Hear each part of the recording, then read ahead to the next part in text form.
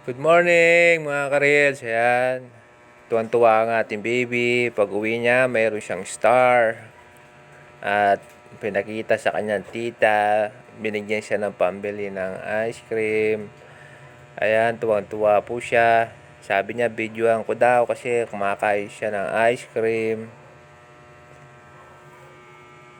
Bale, pag labas po niya ng school, kung mayroon siyang star, pinapakita niya sa kapatid ko, yung tita niya, si Ate Loralie. Ayan, binibigyan siya ng pambili ng ice cream. Kaya tuwan-tuwa yung little vlogger natin. Sabi niya, gagalingan daw niya lagi. Lagi siyang may dalang star. Bata pa lang yung baby ka, madiskarte na. Napakasipag mag-aral.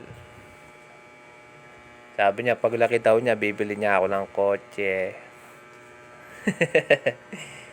Ay, tuwa-tuwa naman ako. Napakabait talaga ng baby ko. Baby pa lang talented na. Kaya tuwang-tuwa ako.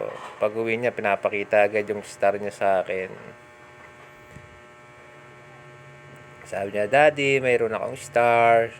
Lagi siyang ganon. Kaya bilang magulang, siyempre napakasaya natin. Maraming salamat guys sa panonood.